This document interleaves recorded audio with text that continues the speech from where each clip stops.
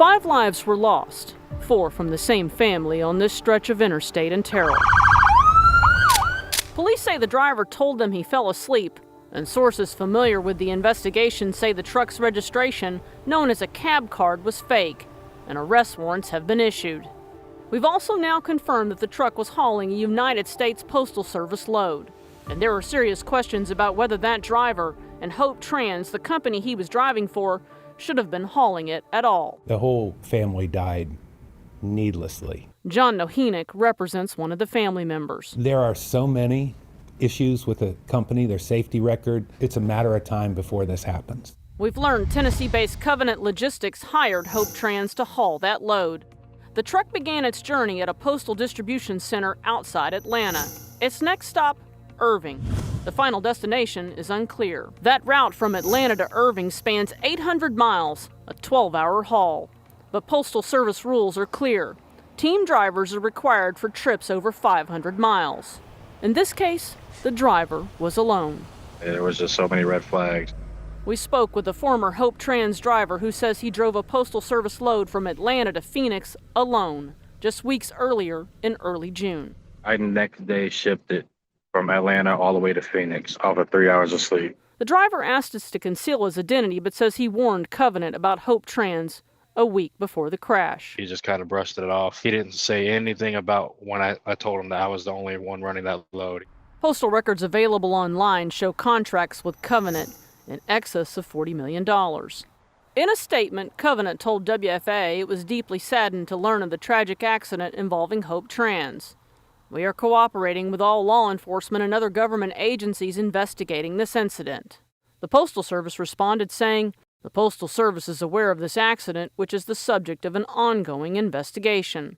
The driver who made that Atlanta to Phoenix Postal Service run previously provided WFAA the shipping records known as the Bill of Lading.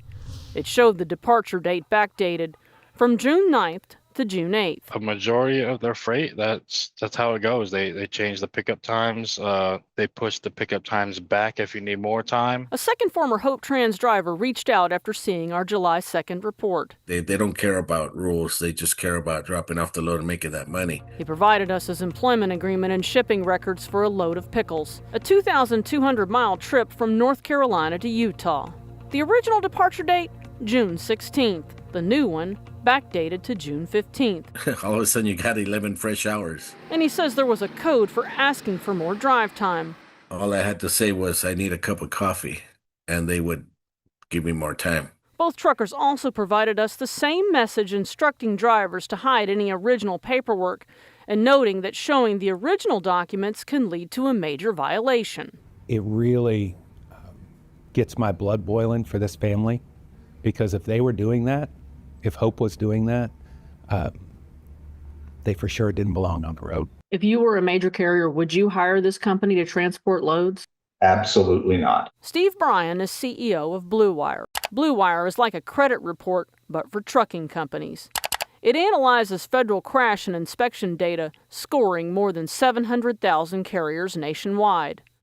Hope Trans's Blue Wire score, 50.25, what Blue Wire calls a severe risk. They also have multiple failures in a category we call safety culture. According to inspection data collected by Blue Wire, the Postal Service was one of Hope Trans's top customers, whether they knew it or not. A 2024 audit from the U.S. Postal Service's Inspector General found this: the Postal Service did not always know who was authorized to transport mail on its behalf. At the time of the Terrell crash, Hope Trans listed a Tacoma address, but it was just a co-working space. Staff said they only got mail there, and that's a problem because FMCSA rules require trucking companies to list a real physical address.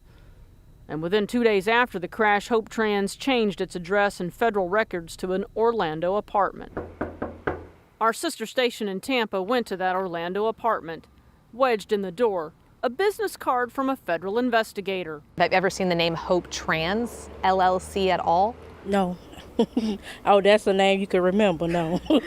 Companies like this, they just do not care about the law. Both truckers we spoke to say they only worked for Hope Trans for a few weeks.